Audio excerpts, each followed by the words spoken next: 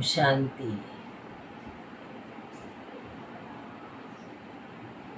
आज हम विशेष उन हस्ती के बारे में बताने जा रहे हैं। विशेष ब्रह्मा बाबा की लौकिक बेटी निर्मल शांता दादी, जिनको प्यार से यज्ञ सभी परदादी के नाम से सभी जानते हैं। और उन दादी के साथ हम 1964 से लेके 2013 तक उनके अंग संग रहे। भले घर में भी रहते थे 1973-4 तक, पर घर में रहते हुए जैसे कि परदादी के साथ अंग संग रहकर सेवा करना, सब प्रकार की बातों को सीखना जीवन में, ये हमने परदादी से सीखा। और हम ये आपको बताएं, परदादी का जीवन एक त्याग तपस्या की मूर्ति, और उसमें भी त्याग का भी त्याग। और ऐसे लगता है कि सचमुच में इतना बड़ा त्याग करने के बाद बाबा ने, भगवान ने इतना ऊंचा भाग्य दिया। मैं सुनाती हूँ कि बहुत साल पहले जब पाकिस्तान से भारत में आए, मधुबन में आए, तो परदादी बॉम्बे में गई हुई थी। और जब वो यज्ञ में आई, बाबा की बनी, तो उस समय उनकी लौकिक बच्ची थी, जो उस बच्ची को 4-5 मास की या 6 मास की छोड़ के आई थी। तो जब बॉम्बे में गई तो उनकी लौकिक सास एक हाथ में उस बच्ची को पकड़ के लाई, और दूसरे हाथ में जो उनकी उस समय शादी की ज्वेलरी थी वह लेकर के आई। और परदादी को कहा कि तुमको दोनों में से एक चीज़ लेनी होगी, चाहे ज्वेलरी स्वीकार करनी होगी, चाहे बेटी को स्वीकार करना होगा। तो परदादी ने उस समय अपनी लौकिक सास को यह सुना दिया, कह दिया, मुझे ना ज्वेलरी चाहिए ना बेटी चाहिए। ये उनकी लौकिक छोटी सिस्टर ने हमको बहुत साल पहले सुनाया। तो उससे हम समझ सकते हैं कि दादियों का त्याग का भी त्याग जो उन्होंने अपने जीवन में किया, उन जैसा त्याग तो हम सभी कुछ नहीं करते हैं, ना ही कर पाते हैं। तो उनके साथ जब मैं 1964 से रहना शुरू किया, और मैं तो यही कहूँ कि मेरे जीवन में मैंने अनुभव किया कि परदादी ने हमें पाँव की एड़ी से लेकर सिर की चोटी बाल तक हमें जीवन में बहुत कुछ सिखाया कि किस प्रकार हमें चलना है, कैसे उठना है, कैसे बोलना है, किस प्रकार योग कराना है, मुरली सुनानी है, सिलाई कढ़ाई, सब्जी काटना, खाना बनाना, सब कुछ परदादी ने सिखाया। तो सबसे पहले मैं पाँव की एड़ी से चोटी की बात मुख्य सुनाती हूँ। हमको याद है कि एक बार की बात है कि हम कहीं से कोई सेंटर से भोग लगा के आ रहे थे, तो एक कुमारी बहुत तेज़ी से इस टेरेस से उस टेरेस पर जा रही थी दौड़ के। तो लकड़ी के टेरेस पर लकड़ी पर आवाज़ होती है, जब हम चलते ठक ठक आवाज़ होती है। परदादी सीढ़ी चढ़ के आकर के बैठी चेयर पर, हमको कहा कि उस कुमारी को बुला के लाओ। हम उस कुमारी को बुला के लाए।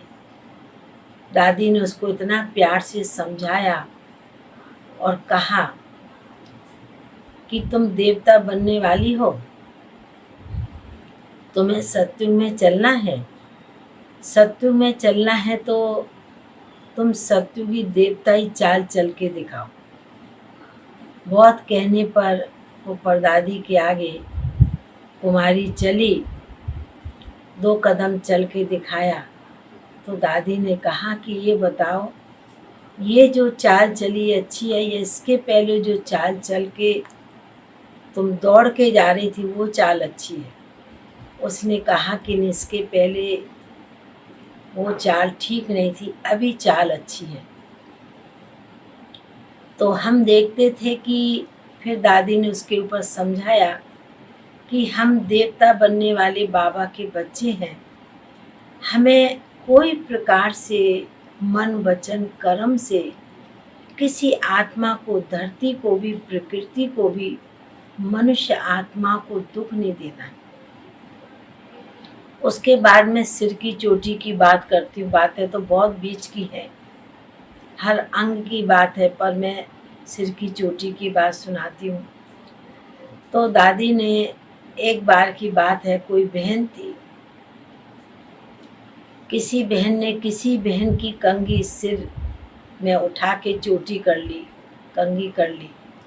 वो बहन कंघी को खोजने लगी, पर दादी को मालूम पड़ा कि ये चोटी करने की कंघी इसकी गुम हो गई, मिलती नहीं। फिर मालूम पड़ा किसी बहन ने उठाई है।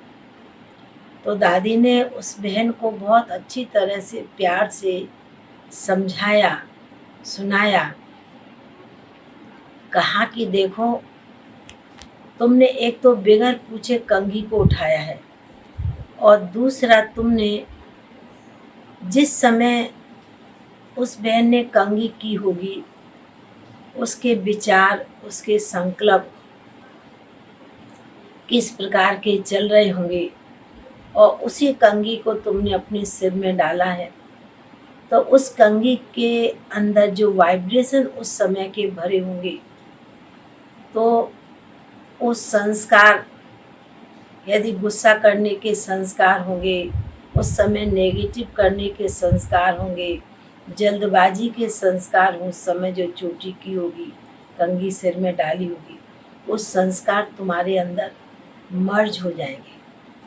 तो हम उस समय देखते थे कि परदादी हमें एक एक बात को बहुत ही गहराई से सुनाती थी, सिखाती थी, और प्रैक्टिकल अनुभव कराती थी। इसके ऊपर जीवन में तो बहुत बातें हैं। एक बार ऐसे ही हमारे लौकिक में फैंसी सामान का बिजनेस था, तो घर में जब जाते थे तो कभी पाउडर ले आते, रबड़ ले आते, क्रीम ले आते। तो लौकिक में जब रबड़, उस समय मैं समझ 1 किलो रबड़ की थैली का मूल्य 10-15 रुपया होगा। तो घर में बिजनेस के कारण बरामदे में, किचन में कमरे में पड़ी होती थी सीढ़ी में, तो सेंटर में लाते थे रबड़ की थैली को। तो रबड़ तो आप सभी को मालूम है कि रबड़ कैलेंडर में भी लगाते, टोली के डिब्बे में भी लगाते हैं, कई बातों में यूज करते हैं। तो दादी का कमरा कलकत्ते की बात है, क्योंकि जीवन के 50 साल कलकत्ते में रही। तो दादी 3-4 दिन से मेरी बात को नोट कर रही होगी। दादी का कमरा अंदर था, बीच में किचन था और ऑफिस आगे थी। तो कमरे से निकलते दादी देखती रही होगी कि रबड़ बहुत वेस्टेज करती है। तो एक दिन मेरे को अनायास कमरे से निकलते कहा कि रुक्मणी ये रबड़ उठाओ। तो मैंने मन में सोचा कि एक पाई का भी रबड़ नहीं, इसकी एक पाई भी मूल्य नहीं है। और दीदी कहती उठाओ, पर बड़ों की आज्ञा अनुसार उस रबड़ को उठाया। आपने देखा कभी रबड़ टूट के भी गोल होके पड़ा होता है, मालूम नहीं पड़ता है, पर जब वो रबड़ उठाया वो रबड़ निकला साबुत। तो मेरे को परदादी ने कहा, समझाया कि तुम एक रबड़ गंवाएगी ना, तुम्हारा 1 लाख का भाग्य कम हो जाएगा। अब ये बात सुनकर हमें बड़ी चिंता हो गई। अब जिस दादी के साथ में 18 घंटा सेवा करती थी सारा दिन, और आज वो दादी मेरे को कहती तुम एक रबड़ गंवाएगी तो तुम्हारा 1 लाख का भाग कम होगा। तो मैंने उस समय नहीं कुछ कहा, थोड़े समय के बाद कहा, मैं टोली के डिब्बे में रबड़ नहीं लगाऊंगी, अपनी बाल की चोटी में रबड़ लगाती वो भी नहीं लगाऊंगी, और टोली के डिब्बे में रबड़ नहीं लगाऊंगी। टोली का डिब्बा भरूंगी और रबड़ नहीं लगाऊंगी। तो दादी ने मेरे को बुला के परदादी ने कहा, अच्छा ये बताओ ना कौन बोलता है, तुम नास्तिक हो कि आस्तिक हो? मैंने कहा कि नास्तिक तो नहीं हूँ तो आस्तिक। तो बोला बताओ अभी क्या करना है? तो मैंने बोला ठीक है, आप कहते हैं तो मैं ज़रूर रबड़ लगाऊंगी। तो दादी ने उसके ऊपर मेरे को बहुत अच्छी बात सुनाई, समझाया, क्योंकि लौकिक बाप एंटी थे, ज्ञान में नहीं चलते थे। बस बेटी को दिया 1978 में बाबा के घर में समर्पण किया। लौकिक में एक ही बेटी थी 2 भाइयों के बीच में। तो दादी ने कहा कि देखो तुम्हारा लौकिक बाप ज्ञान में नहीं आता है, पर तुम उसकी लौकिक बाप की कमाई का, घर से दुकान से जो भी बाबा के घर में रबड़ पाउडर क्रीम जो कुछ भी लाती है बाबा के यज्ञ में, उसका दिया हुआ, उसका भेजा हुआ उस आत्मा का बाबा के घर में जमा हो रहा है। यदि तुम उसको वेस्ट करती है तो तुम्हारे खाते में वो प्लस की जगह माइनस हो जाएगा, उसका खाता बढ़ जाएगा और तुम्हारा खाता माइनस हो जाएगा। तो इस बात से हमको बहुत सीखने को मिला। इसी प्रकार परदादी कई बार भोजन के लिए, कभी राशन के लिए, उस समय भी कई माताएं थोड़ा थोड़ा, आज से 40-45 साल पहले माताएं 4 केला ले आती थी, 6 एप्पल ले आती थी, 100 ग्राम दाल, 200 ग्राम चावल। तो दादी खुद कहती थी कि बाबा के घर में भोली भोली माताएं कैसे कड़ा दाना लाती हैं। यदि आपने उस कड़ा दाना चावल के यदि आपने वेस्टेज कर दिया तो आपके खाते में वो माइनस हो जाएगा और लाने वाले का भाग्य बन जाएगा। तो इन छोटी छोटी बातों से हमें बहुत अपने जीवन पर अटेंशन रहता था। ध्यान रहा आज के दिन तक भी मैं वही बातें जो सारे दिन की दिनचर्या में हर कर्म के साथ बड़ों की श्रीमत, दादियों की आज्ञा वो मान के मैं चलती हूँ। और मेरे को हर कदम ऐसे अनुभव होता है कि मैं कुछ भी करूँगी और बड़े देखते हैं, हमारी दादियाँ देखती हैं। तो इसलिए मेरे जीवन में तो हर पल यही सीखने को मिला कि सचमुच में हमें किस प्रकार संपूर्ण और संपन्न बनना है। और ये अनुभव कहता है कि जिस प्रकार मैं आपको बताऊं कि बाबा ने, मम्मा ने हमारी दादियों को सिखाया, बनाया, बढ़ाया, और हमारी दादियों ने हम लोगों को जिस प्रकार एक मूर्ति ऐसे नहीं सहज बन जाती है। पहले इसका ढांचा तैयार करते हैं, फिर उसके मिट्टी के आँख में उसकी आँखें, नाक, आँख, कान, हाथ, पाँव इत्यादि बनाते हैं। हर अंग को सजाते हैं हर प्रकार से। तो हमको भी ऐसे लगता है कि सचमुच में हमारी दादियों ने हम लोगों को एक एक कलाओं से, एक एक शक्तियों से, एक एक गुणों से हम लोग को सजाया है, बनाया है, यहाँ तक लाया है। ये हम विशेष दादियों की कमाल देखते हैं। और सचमुच में हम बहनों के ऊपर हमारी दादियों ने इतनी मेहनत की है, इतनी त्याग की है, इतनी तपस्या कराई है, इतना हम सभी को गुणवान बनाया है, इतना शक्तिशाली बनाया है। तो वो तो हम हर पल, हर समय अपने जीवन में अनुभव करते हैं। तो मेरे तो जीवन में 50 साल का इतिहास, भले जीवन में कितनी भी बातें आई, पर हम देखते थे कि परदादी हमें बहुत ही प्यार से, बहुत ही शक्तिशाली बनाकर, शक्ति देकर आगे बढ़ाती रही।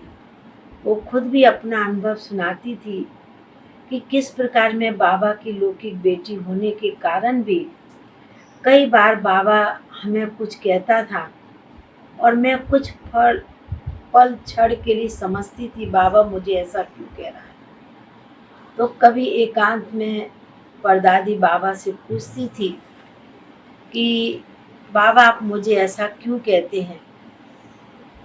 तो बाबा बड़े प्यार से परदादी को सुना के, सिखा के कहते थे, बच्ची यदि कोई बात यज्ञ में किसी भाई बहनों को कहनी है तो उनको मैं नहीं बोल सकता हूँ।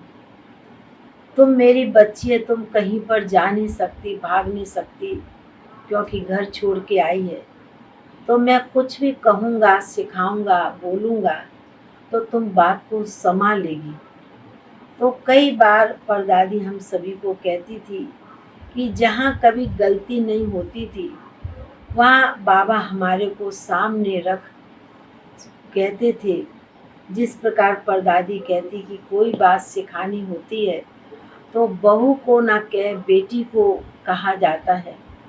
तो इसी प्रकार परदादी अपने जीवन में इसी प्रकार चली। कोई शिक्षा बाबा को औरों को देनी होती थी तो परदादी को कहते थे। तो उसी प्रकार हमने भी कई बार परदादी को देखा।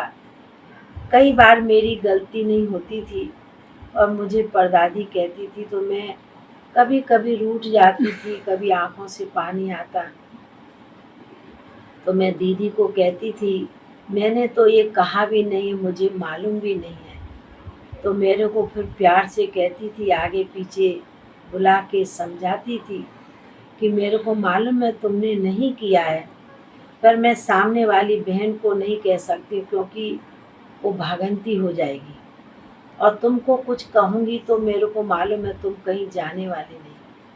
तो ऐसे कई उदाहरण हमने जीवन में प्रैक्टिकल देखा परदादी के साथ रहकर, जो इतना अच्छा जीवन में जीने की कला और सर्व कलाओं से संपन्न भरपूर हमें दादी ने बनाया। तो इसलिए हम तो यही कहेंगे कि कई बार मेरे तो मन में यही आता है, यदि हम सचमुच में एक एक दादियों का इतिहास लिखें। अभी तो हमारी दादियाँ भी बहुत कम हैं, एक ही गिनी चुनी दादी रह गई है। पर हम यदि एक एक दादियों का इतिहास लिखें तो कितना बड़ा महाभारत कहें बन जाए। तो हम तो यही कहेंगे कि हम सभी भाई बहनों को कि बड़ों से, दादियों से जो हमें प्रेरणा ली है, जो सीखा है, वही सीख कर उनकी आज्ञा श्रीमत मान के चलना है। ओम शांति। ओम शांति।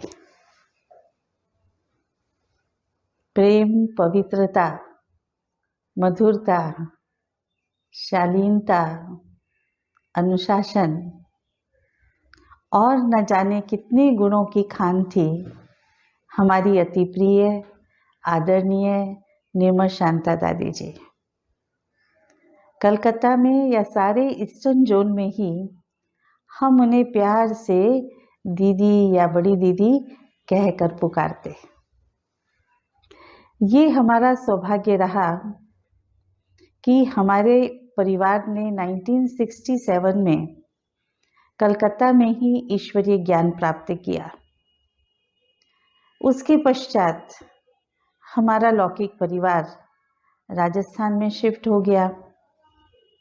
मैंने अपनी एजुकेशन पूरी की और 1981 में सेवा के लिए अपना जीवन समर्पित किया और अहमदाबाद के नारायणपुर सेवा केंद्र पर सेवारत थी। बात 1990 जनवरी की है। उस समय मैं मधुबन गई हुई थी और दीदी जी और संतरी दादी जी भी मधुबन में आए हुए थे। एक दिन बड़ी दादी जी ने मुझे बुलाया और कहा कि आप निर्मल शांता दादी के पास रहने कलकत्ता जाओगे? मैंने कहा जी दादी। कलकत्ता में ही दीदी जी के पास से ही हमारे परिवार ने अलौकिक जीवन पाया था। राजस्थान शिफ्ट होने के बाद दीदी से जब भी मधुबन में मिलना होता था तो वह हमारे लौकिक पिताजी को कहती थी कि अपनी जन्मभूमि को कर्म भूमि बनाने आओ। जब उन्होंने सुना कि मुझे दादी जी कलकत्ता सेवा में भेज रही है तो उनकी खुशी का ठिकाना नहीं था। उस समय कलकत्ता में राजयोग भवन बनकर तैयार हुआ था। दादी जी ने नए भवन के लिए सारा सामान देकर दीदी के हाथ में हमारा हाथ देकर कहा, यह कन्या और यह कन्या का दहेज संभालो। यह कहकर बहुत प्यार से दादी जी ने मुझे और अस्मिता बहन को दीदी जी के पास, जिनको बड़े प्यार से हम परदादी भी कहते हैं, उनके पास सेवा में भेजा। हमने दीदी और सभी दादियों को देखा कि सबका आपस में एक दूसरे के प्रति अति स्नेह और सम्मान व सारे यज्ञ से बेहद प्यार है। हम नए नए दीदी के साथ रह रहे थे। दीदी को देखा कि वह अपनी दिनचर्या में अमृत वेले से रात्रि तक बहुत ही एक्यूरेट हुआ करती थी। दीदी सुबह जब मुरली क्लास में जाती थी तो उनके आने तथा मुरली पूरा करने के समय को देख क्लास के भाई बहन घड़ी का समय मिलाते थे। इतनी पंक्चुअल थी वह अपने हर कार्य में। दीदी का स्लोगन था, रात्रि को 10 करो बस, रात को जल्दी सो जाओ तो अमृत वेला पावरफुल होगा। एक दिन दीदी मुरली सुना रही थी और मैं किसी कारण से ऊपर थी और माइक में मुरली सुन रही थी। सुनते सुनते अचानक ऐसा लगा कि अरे, यह तो साकार बाबा की आवाज़ आ रही है। दीदी की सूरत मूरत हर एक्टिविटी ब्रह्मा बाबा के समान थी। ब्रह्मा बाबा के लिए हम जो भी सुनते हैं पढ़ते हैं वह सब दीदी ने साकार में देखा और उनके चरित्र में बहुत ऊंची रॉयल्टी थी। उनका हर शब्द यथार्थ, शालीनता पूर्वक तथा सुख देने वाला था। उनका भाषा का ज्ञान और शब्दों का चयन भी बहुत सुंदर था। दीदी में नेचुरल संस्कारों में रॉयल्टी थी।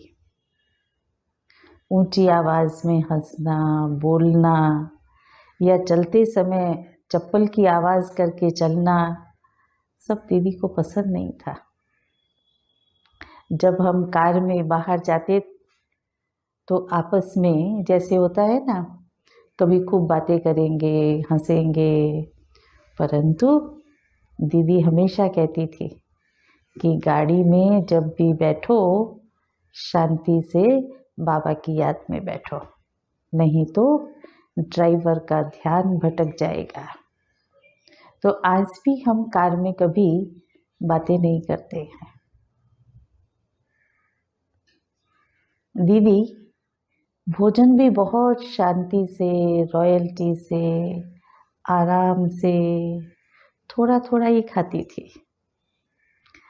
कभी दीदी से हम पूछते कि दीदी आज ये चीज़ बहुत अच्छी बनी है, थोड़ी और ले लो, तो कहती नहीं, मैं कोई भीमसेन हूँ क्या। हमें बाबा ने शुरू से सिखाया है कि बैलेंस में खाना, ना कि कभी कोई चीज़ ज़्यादा पसंद आ जाए तो ज़्यादा खा लेना। यह भी तो लालच का लक्षण है ना। एक बार हम भोजन कर रहे थे, सामने की खिड़की खुली हुई थी और खिड़की के बाहर दूसरी बिल्डिंग में मजदूर शर्ट खोलकर काम कर रहे थे। उनको देखकर मुझे कहा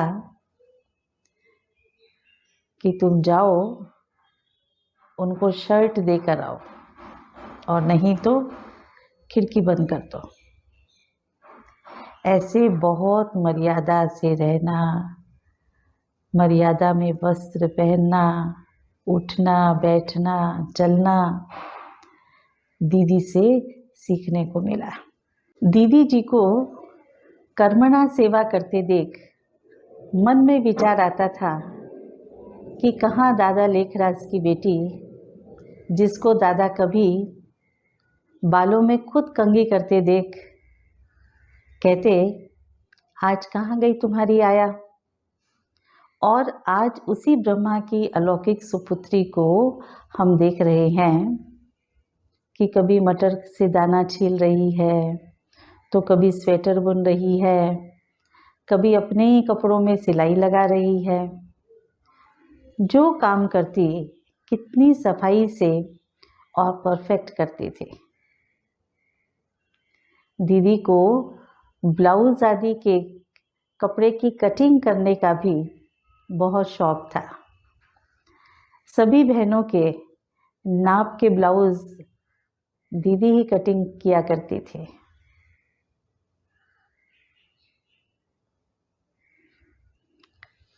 कभी भी दीदी दूसरों को काम करने का ऑर्डर नहीं देती थी।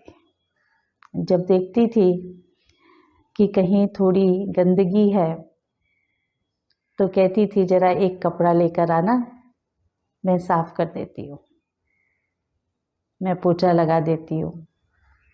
एक बार दीदी घर में चक्कर लगाते लगाते किचन में गई तो देखा वहाँ कोई नहीं है और गैस पर दूध उबल कर बह रहा है। तो गैस बंद करके दीदी बाहर आई और कहती है, देखो स्वर्ग आ गया, दूध की नदी बह रही है। उतने में ही वह बहन भाग भाग कर आई और कहने लगी, सॉरी दीदी, सॉरी, गलती हो गई, आगे से ध्यान रखूंगी। तो दीदी बहुत हल्की रीति से बड़ी बड़ी शिक्षा देते, कभी उन्हें गुस्सा करते हमने नहीं देखा। उनका वही चेहरा एक रस सदा मुस्कुराता हुआ देखा। दीदी को हर एक आत्मा के प्रति वैल्यू थी। जब छोटी छोटी बहनों को सेवा करते देखती थी तो बीच में चक्कर लगाते चुपचाप उनके मुख में टोली खिला देती थी। दीदी देखती थी कि कभी सेवा करते करते यह बहन थक गई है तो उसे अपने कमरे में आराम करने के लिए कहती, ताकि दूसरा उसे कोई डिस्टर्ब ना कर सके। मुझे भी जब आराम करने की आवश्यकता होती तो चुपचाप दीदी के कमरे में दीदी के संरक्षण में सो जाती थी। दीदी के वाइब्रेशन इतने शांत होते कि एकदम फ्रेश हो जाते थे। दीदी हम सभी का बहुत ध्यान रखती थी। यदि मैं कभी थोड़ा शांत या कुछ सीरियस नजर आऊं तो चुपचाप अकेले में पूछती थी, क्या बात है, क्या सोच रही हो? और फिर मुझे खुश करने की कोशिश करती थी। एक दिन मैं शांत शांत अपने कमरे में बैठे कुछ लिख रही थी तो पीछे से दीदी चुपचाप आई और मेरी चोटी कुर्सी से बांधकर चली गई। मुझे कुछ मालूम नहीं चला और उन्होंने बाहर जाकर मुझे आवाज़ लगाई। जब मैं उठी तो बच्चों की तरह ताली बजाकर खूब हंसने लगी और चारों तरफ खुशी के वाइब्रेशन फैल गए। बाबा की तरह दीदी के अंदर भी गंभीरता और रमणीकता का बहुत सुंदर बैलेंस था। उनसे हमने सीखा कि चाहे कितना भी बिजी हो, ज़्यादा या बड़ा काम हो, हल्के रहकर मुस्कुराते रहना।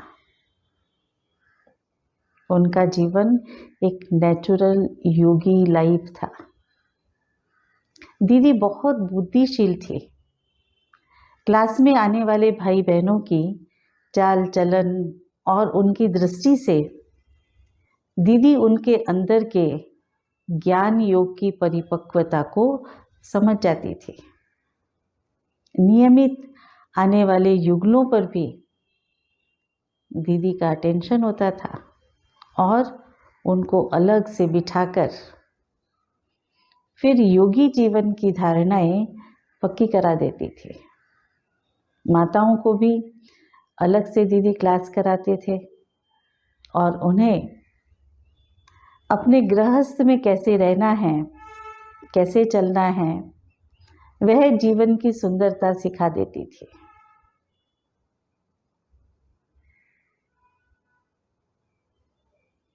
दीदी की उम्र तो बड़ी थी और स्वाभाविक इस उम्र में भी बीमारियां भी होती ही है, परंतु हम देखते थे कि कष्ट होने पर भी दीदी अपने चेहरे से उसको व्यक्त नहीं होने देते थे।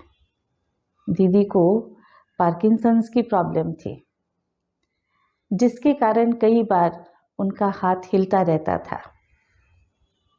दीदी का हाथ हिलता था तो भाई बहन पूछते थे, तो दीदी पूरी बात को ही बदल देती थी और कहती थी कि यह तो डांस की प्रैक्टिस हो रही है। सतयुग में श्री कृष्ण के साथ रास करनी है ना। कभी फिर कहती थी, यह सब बीमारियां विदाई लेने आई है, अभी 2500 वर्ष तक इनको आना नहीं है ना। इससे पता चलता था कि दीदी का सोच कितना ज्ञान युक्त था।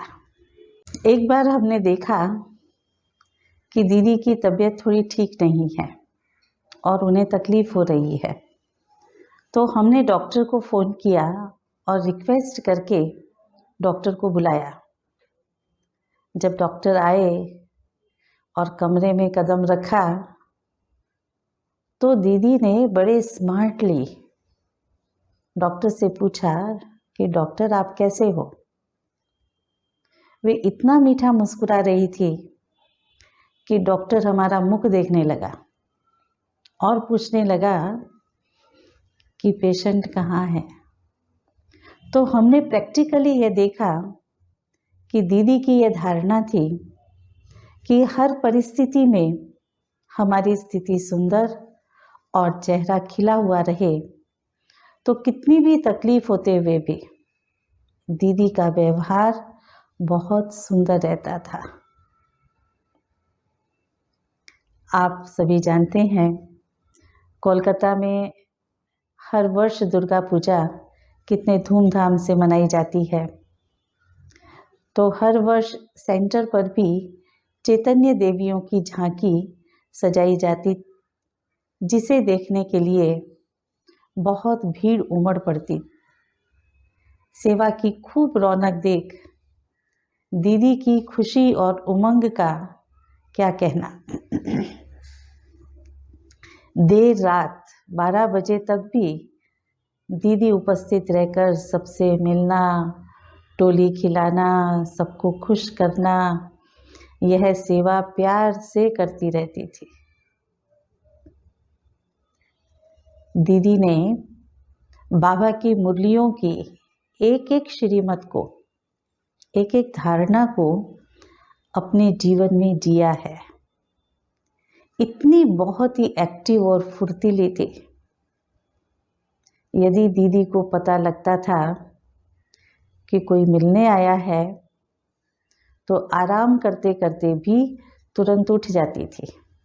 कहती थी, कोई बाबा का बच्चा मिलने आया है तो हमारा फर्ज है उनसे मिलना, चाहे कोई छोटा है, बड़ा है, अमीर है, गरीब है, ऊंच है, अच्छा है, उनकी नज़र में सब समान।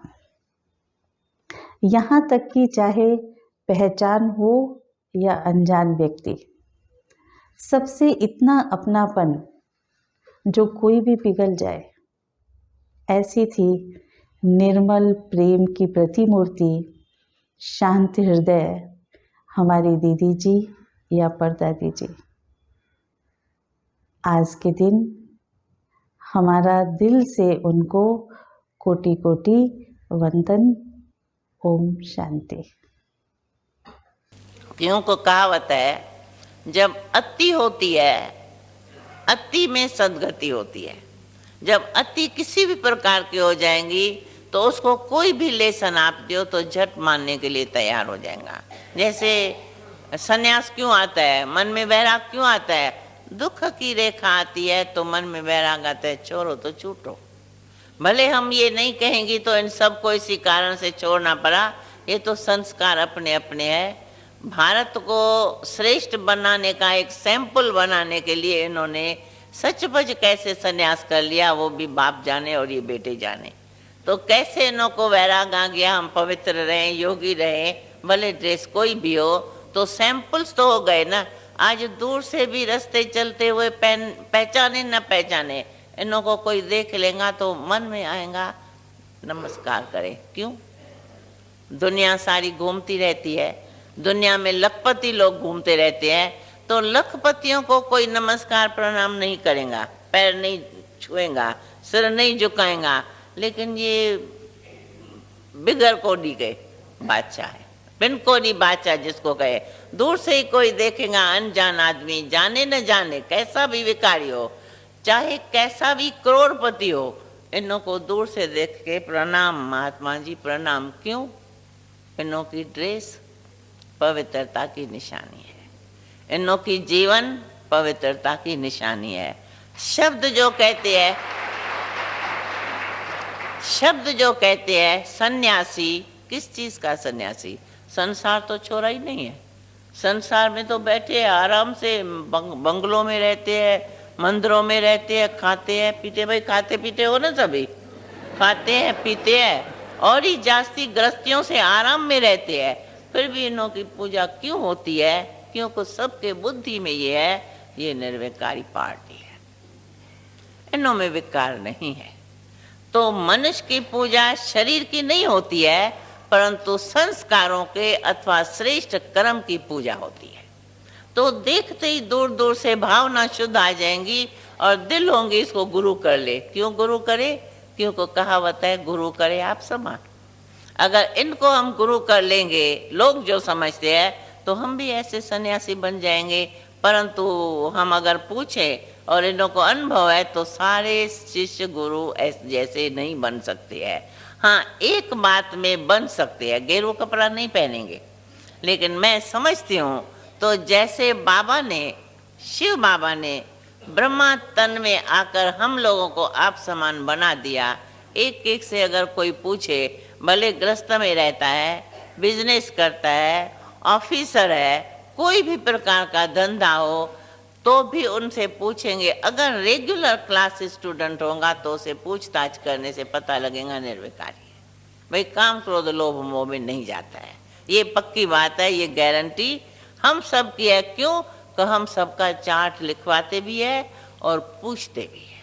बिना पूछताछ चार्ट के मैं तो समझती हूँ मधुबन में भी मुझको अलाउ करते हैं। तो अगर ये हमारे सभी भाई सारे विश्व को स्वर्ग बनाने अथवा श्रेष्ठ बनाने, सुखमय संसार बनाने का जो इनों के ऊपर जवाबदारी है, तो अपने सभी जितने भी फॉलोअर्स है उनको भी अगर ये लक्ष्य पक्का दे, तो मैं तो समझती हूँ गारंटी है इनों के भाग्य से सारा संसार सुखमय बन जाएगा, पक्का।